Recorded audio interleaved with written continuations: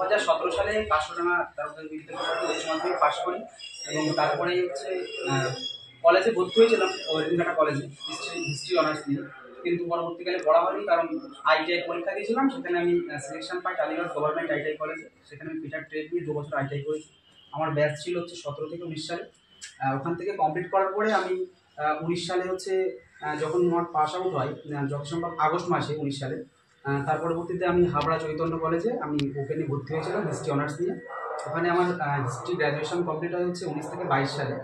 এবারে 22 সালে কমপ্লিট হওয়ার দরুন আমি যখন টালিগঞ্জে আইটিআই শেষ করি 2019 সালে, আমি তাদের এখানের খবর জানতে পারি যে এখানে কম্পিটিটিভ এক্সামের জন্য পড়াই। আমি সেটা হচ্ছে 2019 সালের যত সম্ভব মে মাসের 15 তারিখ হবে। রিপুন আমার আগে পড়তো, সৌরভপুর তোরা সবাই চাকরি পেয়ে গেছে, রিপুন এখনও পায়নি, আশা করি পেয়ে যাবে। তা যাই হোক, আমি ভর্তি হলাম এখানে। তা তখন ওইখানটায় পড়াতো, ওই রাস্তার সাইডে যারা যেখানে ছিল ওইখানটায়। তা ওইখান থেকে পড়ালো, এলাম, দেখলাম সিস্টেম খুবই ভালো। দাদা সব থেকে ভালো জিনিস আমার লেগেছিল যে প্রিন্ট আউট নোটস দিত, এটা খুব সুবিধা হতো। আর যেগুলো পড়াতো, দিদি পড়াতো, দাদা পড়াতো, সেগুলো আবার এখানে এসে মক দিতাম, খুব ভালো হতো, ওগুলো প্র্যাকটিস হয়ে যেত। তা যাই হোক, পড়ছিলাম। কিন্তু 19 সালে প্রথম যখন আমি 4 মাস পড়ি, মেতে ভর্তি হই, আমি আগস্টে পরীক্ষা দিয়েছিলাম প্রথম ডব্লিউবিটি কনস্টেবলে।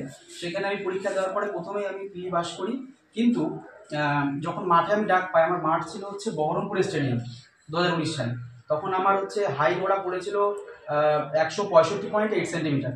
সেখানে আমি 1.2 সেন্টিমিটারে বাদ যাই। তা প্রথম যেহেতু আমার ছিল পুলিশের, তা প্রথমে আমার খুব কষ্ট হয়েছিল। যখন হাইটে বাদ যাওয়ার পরে মাঠ থেকে বাইরে বেরিয়ে চলে আসি, তা আমার চোখ দিয়ে অটোমেটিকলি জল চলে এসেছিল আর কি। মানে জল আমি আটকাতে পারছি না। তখন মনে হচ্ছিল যে কাকে ফোন করে জানাবো যে হয়নি আর কি, বাদ গেছে হাইটে।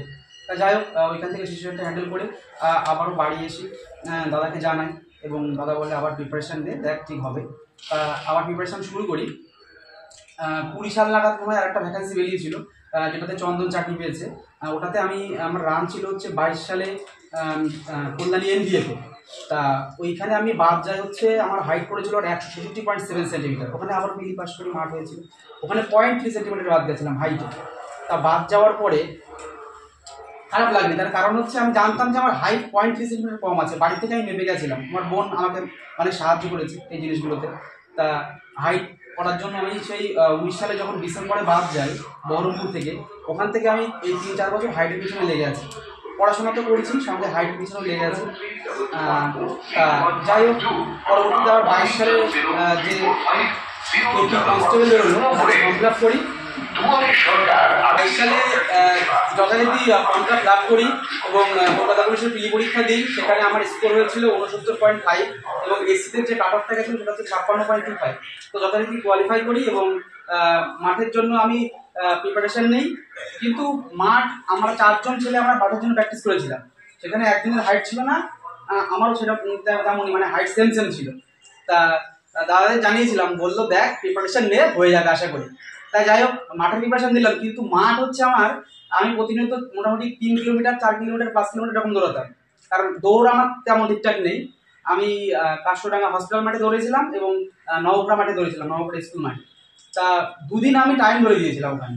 একদিন আমার টাইম এসেছিল, যেহেতু 1600 মিটার হয়, 200 মিটার ট্র্যাক হয়, সবাই জানো অবশ্যই যে 200 মিটার ট্র্যাক 8 পাক দিতে হয় 6.5 মিনিট টাইম। তা আমার প্রথম দিন টাইম এসেছিল 6 মিনিট 52 সেকেন্ড এবং তারপরে একদিন রেস্ট নিয়ে পরের দিন আবার টাইম ধরে দিই, তখন টাইম এসেছিল 6 মিনিট 39 সেকেন্ড। যেহেতু 6:30 কমপ্লিট করতে হয়, আমার অলরেডি 9 সেকেন্ড লেট। তার পরবর্তীকালে বেশি সময় দেয়নি রানের, মিডিলে বৃষ্টি হয়েছিল বলে টাইম 2 দিন এক্সট্রা পাওয়া গেছিলো। তা গেলাম, মাঠে গেলাম। এদিকে আমার হাইটের সমস্যা, আমার প্রায় 0.1 কি 0.2 একদম সামান্য। আমি দেখলাম যে যদি শুয়ে থাকা যায়, আমরা যখন শুয়ে থাকি তখন আমাদের যে মেরুদণ্ড থাকে অনেকটা হালকা সামান্য হাইট ছাড়ে 0.1 কি 0.2, কারণ অলরেডি 4 বছর আমার এক্সপিরিয়েন্স আছে হাইটের, যে কীভাবে কী করলে করা যায়। তা যাই হোক, ওখানে গেলাম মাঠে, 4 জন গেছিলাম। 2টো বন্ধুকে বললাম যে তোরা লাইনে বস, আমরা দুজনেই শুয়ে পড়ছি। আমার একটা ছোটো একটা পাতার মতো কিছু নিয়ে গেছিলাম, তখন শুয়ে পড়লাম। 3 ঘন্টা টানা শুয়েছিলাম ওখানে। তা যখন ভেতরে ঢুকলাম, রান ছিল হচ্ছে মঙ্গলপাণ্ডে উদ্যানে। তা ব্যাগ বলি, তা ওখানে গেলাম। ওখানে যেখানে সুযোগ পাচ্ছি সেখানে মোটামুটি শুয়ে পড়ছি, গায়ে একেবারে ধুলোবালি অবস্থা।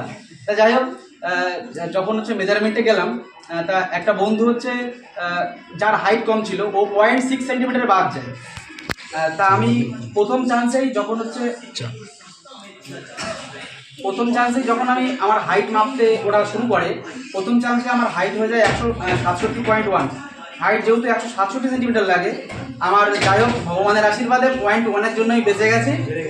এবং ফার্স্ট চান্সেই আমি হচ্ছে গ্রুপও আমার মোটামুটি কোয়ালিফাই হয়ে যায়, কোনো সমস্যা হয়নি। এবার আসে রানের পর্যায়ে। এবার রান যখন আসে, তার আগে জয়ন্ত দাদা রান হয়ে গেছিল সেই মুহূর্তে। তা জয়ন্তকে দেখে আমি একটা কনফিডেন্স পেলাম, যেহেতু কারণ আমার রান কমপ্লিট নেই, কারণ 6:39, আমার তো 6:30 লাগবে। তা একটা ভালো লাগলো যে জয়ন্ত পাস করলো, তাহলে আমি হয়তো পাস করে যাব। এবার যখন রান শুরু করলাম, 200 মিটার ট্র্যাক, একটা লাইনে 15 থেকে 20 জনকে দাঁড় করিয়েছে। আমার লাইন ছিল ওই শুরুর দিক থেকে 5 নাম্বার মতন। আমি দেখলাম 5 নাম্বারে আছি, লাইনটা এরকম ওভাল টাইপের শেপ, ডিম্বাকৃতি, তাহলে আমাকে টেনে ওদিকে বেরিয়ে যেতে হবে, লাইনের যত কাছাকাছি সম্ভব হয়। তা কী করলাম, যখন বাঁশি বাজালো, তা ওখানে লাইনে দাঁড়ালাম, বাঁশি বাজানোর সঙ্গে সঙ্গে দৌড় শুরু হলো। প্রথম পাক যখন দিই, নর্মালি 200 মিটারের পাক যখন আমি প্র্যাকটিস করেছিলাম বাড়িতে, মিনিমাম 47 থেকে 48 সেকেন্ড সময় লাগে, কিন্তু ওখানে দিয়েছিলাম প্রথম পাক 35 সেকেন্ডে। আমার পাশের বন্ধুরা বলছে, যারা রান দেখেছে আমার, আমি তো নিজেরটা আমি নিজে বুঝতে পারছি না, দৌড়াচ্ছি।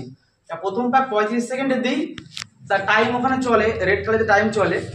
তা ওইখানে দৌড়ালাম, দেখলাম যে এত স্পিডে দৌড়ালে আমি 8 পাক কমপ্লিট করতে পারবো না। যাই হোক, সেকেন্ড পাকে আমি আস্তে আস্তে নিচের দিকে চলে আসি, এবং আমি রান কমপ্লিট করেছিলাম 6 মিনিট 28 সেকেন্ড 6 মিলি সেকেন্ডে, 1 সেকেন্ডের জন্য।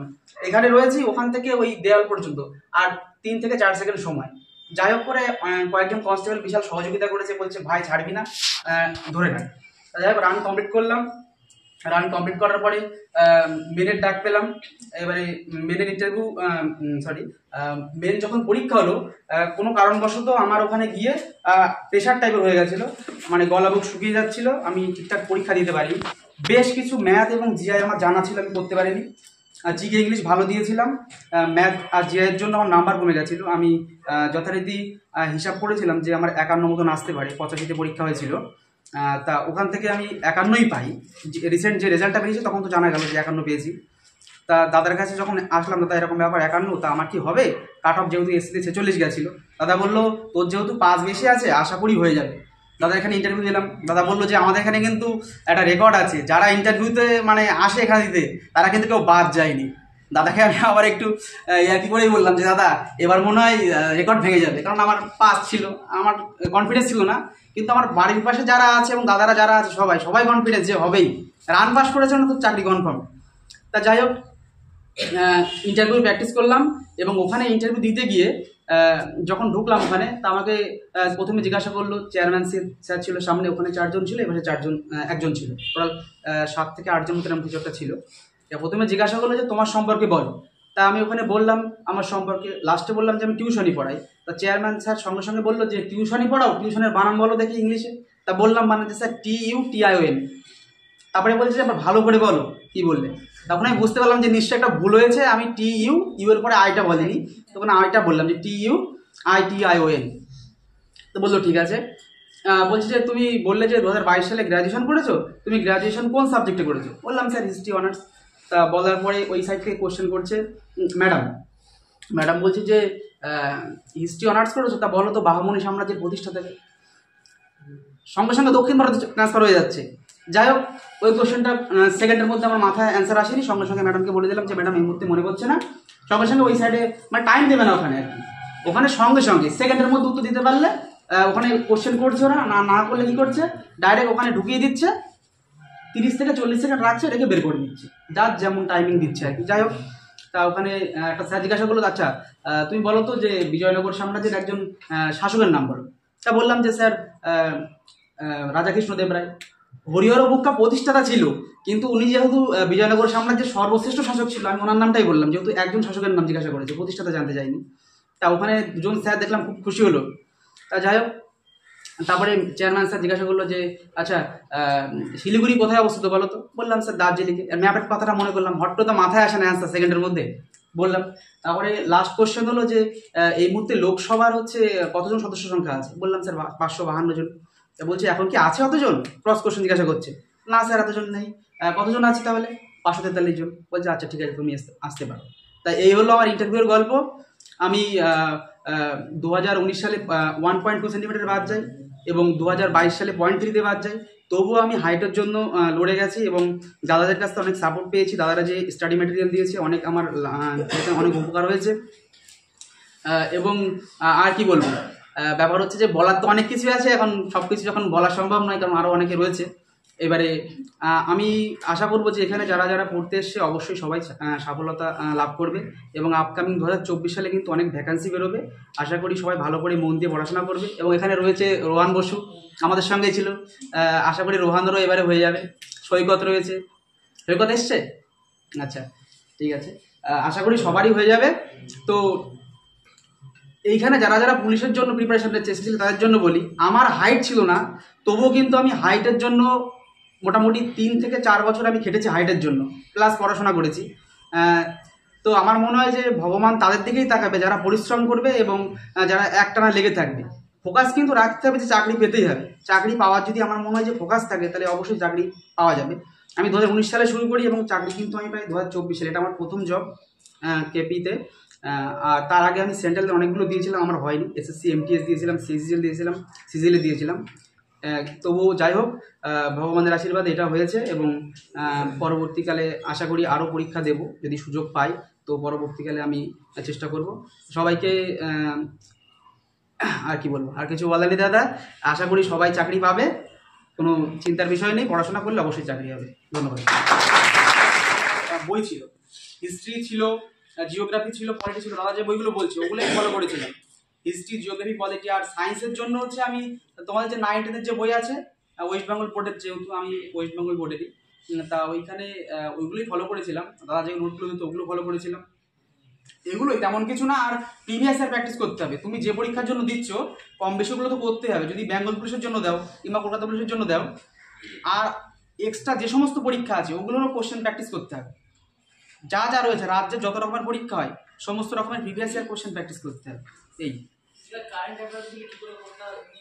কারেন্ট অ্যাফেয়ার্স আর কি বলে, আমি নিজেই কারেন্ট অ্যাফেয়ার্সের অতটা পড়তাম না, আর পড়লেও তো অত আসে না ঠিকঠাক, এর জন্য তেমন কিছু আমার অতটা নলেজ নেই কারেন্ট অ্যাফেয়ার্সের জন্য। আর কিছু হাইটের স্ট্রাগল, ওই তো বললাম তো 19 সালে বহরমপুরে রান হলো, ওখানে তো 1.2 সেন্টিমিটার বাদ গেলাম। কি করে বাড়ালাম? বাড়ানোর গল্প 4 বছরের, এত সহজে বলা সম্ভব না। তবু ক্যামেল মিল্ক বলে একটা মিল্ক হয়, ক্যামেল মিল্ক অনলাইনে পাওয়া যায়। 250 ml এরকম কোটো হবে, ওটা হচ্ছে তোমার হচ্ছে 1250 টাকা মতন নেয়। ওটার সঙ্গে আমি মিক্স করে দিয়েছিলাম হচ্ছে অশ্বগন্ধা, ওটা প্লাস ব্যায়াম করতে হবে যেগুলো আমাদের শরীরে স্ট্রেচিং করে, স্ট্রেচিং ব্যায়াম, প্লাস সাঁতার কাটতে পারো যদি কাটতে পারো, এবং ঝুলতে হবে, রিংটি যদি ঝুলতে পারো খুব ভালো হবে, উপকার খুব। আর ব্যায়াম রেগুলার করতে হবে, সকাল বিকাল করতে হবে। এটা করেছিলাম আমি রিসেন্ট 5-6 মাস আমি অতটা করিনি, কারণ জানছি হাইট হলে হবে, না হলে না হবে, অন্য পরীক্ষার জন্য করতে হবে। কি করা যাবে? দিনে পড়তাম কতক্ষণ? ওইরকমভাবে গুনে পড়া যায় না। কে বললো কোশ্চেন? আচ্ছা, দিনে পড়তাম কতক্ষণ এভাবে তো না। মনে করো আমি একটা ডায়েরি মেনটেন করতাম যে আজকে অঙ্ক করবো কিংবা হিস্ট্রি করবো কিংবা ভূগোল করবো, ওগুলো লিখে নিতাম যে আজকে করলাম মুঘল পিরিয়ডটা করলাম, অল্প কিছু করলাম। যখন তুমি প্রথম কবে থেকে স্টার্ট করেছো পড়াশোনা? 1 বছর হয়েছে? হয়নি। জিকে কি সমস্ত বইয়ের একবার করে রিভাইজ হয়েছে? যদি রিভাইজ হয়ে যায় তখন প্রিভিয়াস ইয়ার কোশ্চেনে চলে যাও, প্রিভিয়াস ইয়ার কোশ্চেন প্র্যাকটিস করো, দেখবা হয়ে যাবে। শুধু ডিটেলস পড়লে কিন্তু হবে না, কোশ্চেন প্র্যাকটিস করতে হবে, নাহলে মনে থাকবে না। আর যদি সব থেকে ভালো কথা হচ্ছে এখানে যা পড়াবে শুধু পড়তেই হবে, বাড়িতে সেলফ স্টাডি করতে হবে বেশি করে, যতক্ষণ হয়, যতক্ষণ সম্ভব হয়। আর গ্রুপ স্টাডি যদি করতে পারো সব থেকে ভালো হবে, গ্রুপ স্টাডি সব থেকে বেস্ট জিনিস। আমি তো এখানে 2019 সালে ভর্তি হয়েছিলাম, মিডিল লকডাউন ছিল। আমি 21 সালে সেপ্টেম্বর পর্যন্ত এখানে পড়েছিলাম। দেখলাম মোটামুটি ওভারঅল প্রিপারেশন হয়েছে, যারা যা প্রিপারেশন করিয়েছে বাড়িতে যাওয়ার থেকে গ্রুপ স্টাডি শুরু হয়ে গেছে। এখনো পর্যন্ত গ্রুপ স্টাডি করছি, আজকে গ্রুপ স্টাডি আছে রবিবার। এই আর স্ট্যাটিক জিকে কতগুলো পড়েছিলেন? স্ট্যাটিক জিকে বলতে দেখো, যদি তুমি হিস্ট্রি পড়ো, হিস্ট্রি থেকে স্ট্যাটিক তৈরি হয়, ভূগোল থেকে তৈরি হবে, পৃথিবীর জানা জানা তথ্য, সর্বোচ্চ মালভূমি, পর্বত, বিভিন্ন রকমের জিনিস রয়েছে। আমি স্ট্যাটিকের জন্য লুসেন্টের একটা বই হয়, লুসেন্টের যে মিসলেনিয়াস পার্টটা আছে ওইটা আমি ফলো করেছিলাম স্টাডিংয়ের জন্য। এই আর নর্মালি সব তো বই পড়া, ওগুলো টপিক হিসাবে পড়ো?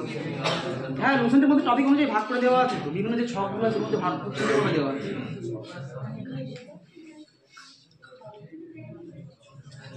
এরকম তোর নাম জানি কি কুনাল, তাই না? অরিজিনাল আমাদের সঙ্গে ছিল। রিসেন্ট আমি কেপিএসআই দিয়ে এসেছি। আমি কেপি মেনের কথা কি বলবো, যেটা আমি চাকরি পেয়েছি কেপি মেনে। আমি যেখানে বাড়িতে মক দিচ্ছিলাম 25টা কোশ্চেনের মধ্যে আমার 23টা 24টা ইজিলি হয়ে যাচ্ছিলো, ওখানে গিয়ে আমি 17টার বেশি অ্যাটেম্প করতে পারিনি। কী কারণে জানি না, হয়তো হল প্রেশারে করতে পারিনি। তা রিসেন্ট যে কেপিএসআই দিলাম 25টা ম্যাথ ছিল, 25টার মধ্যে 24টা অ্যাটেম্প করেছি, 24টা ঠিক একটা করতে পারিনি, কারণ ওটা ক্যালকুলেশন মিস্টেক হয়ে গেছে, করিনি আমি ওটা। তার মানে ব্যাপারটা কি, যদি আমরা হল টেম্পারেচার যদি মেনটেন না করতে পারি, তাহলে পরীক্ষাটা যতই জানি না কেন অ্যাটেম্প কিন্তু করা যাবে না। কেপিএসআই একদম নির্দ্বিধায় গিয়েছি, কোনো ব্যাপার নেই, চাপ নেই, গিয়ে পরীক্ষা দিয়ে চলে আসলাম রিল্যাক্সে পরীক্ষা দিলে খুব ভালো পরীক্ষা হয়।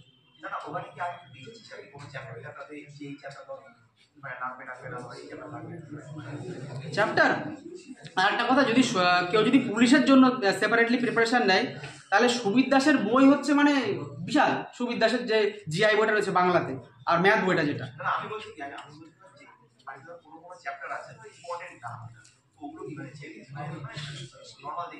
আমি মেনলি হচ্ছে সিজিএলের প্রিপারেশন নিয়েছি 1-1.5 বছর। আমি পিনাকলের একটা বই হয়, যদি অনেকে জেনে থাকবে, পিনাকলের একটা নীল কালারের বই আছে।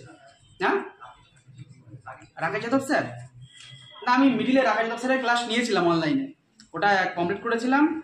তা সুবির দাসের বই পড়লে আমার মনে হয় না যে পুলিশের পড়তে কেপি মেনে কমন এসছে সব, জিআই অনেকগুলো জিআই কমন এসছে, কিন্তু আমি করতে পারি ওই সময়, সেই আর কি।